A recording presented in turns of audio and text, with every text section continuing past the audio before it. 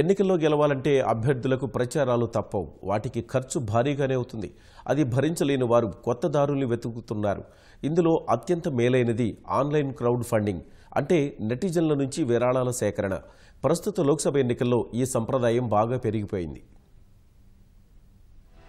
Online crowd funding, ప్రజల నుంచి అంతర్జాలం ద్వారా నిధులు సేకరించడం. ఈ విధానం ఐరోపా దేశాల్లో ఎప్పుడో మొదలైంది. 2017లో మణిపూర్ అసెంబ్లీ ఎన్నికల సమయంలో భారత్కు పరిచయం అయింది. ఇప్పుడు మన దేశంలో ఈ విధానం మరింత విస్తృతమైంది. ఈ దిశగా మొదటి అడుగు వేసింది మాత్రం ఉక్కు మహిళ ఈరోం షర్మిల.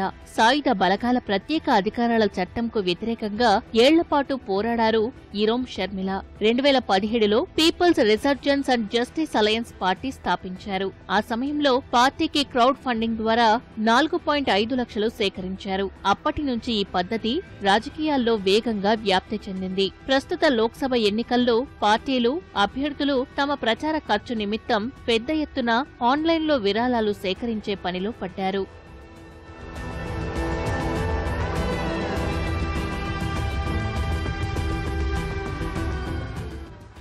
జేఎన్యూ విద్యార్థి నేత కన్నయ్య కుమార్ మొదటిసారి ఎన్నికల్లో నిలిచిన సందర్భంలోనూ తన ప్రచార ఖర్చుకు ఈ విధానాన్ని అనుసరించారు. సిపిఐ తరఫున బీహార్ బెగుసరాయ్ నుంచి పోటీ చేసిన ఆయన క్రౌడ్ ఫండింగ్ ద్వారా 5,500 మంది నుంచి 70 లక్షల రూపాయల విరాళాలు సేకరించారు. ఈ విధానంలో అత్యధిక విరాళం సేకరించిన నాయకునిగా కన్నయ్య గుర్తింపు పొందారు.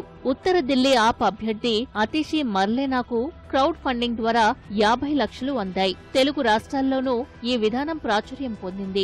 ఆంధ్రప్రదేశ్ పర్చూర్ స్థానంలో బీఎస్పీ అభ్యర్థి పెదపూడి విజయ్ కుమార్ 1.9 లక్షల రూపాయలు సేకరించారు. సిపిఎం సీనియర్ నేత మహమూద్ సలీం 1.4 లక్షల రూపాయలు సేకరించి క్రౌడ్ ఫండింగ్ జాబితాలో 4వ స్థానంలో నిలిచారు.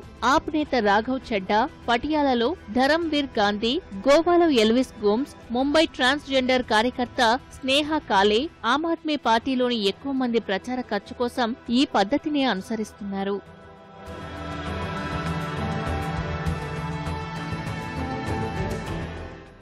ఇలా ఆన్లైన్లో విరాళాలు సేకరించే వారికి ourdemocracy.in వెబ్సైట్ వేదికగా మారింది. ఇప్పటి వరకు ఈ సైట్ 40 మంది అభ్యర్థులకు 17,000 మంది నుంచి మొత్తం 1.4 కోట్ల రూపాయలు సేకరించి పెట్టింది.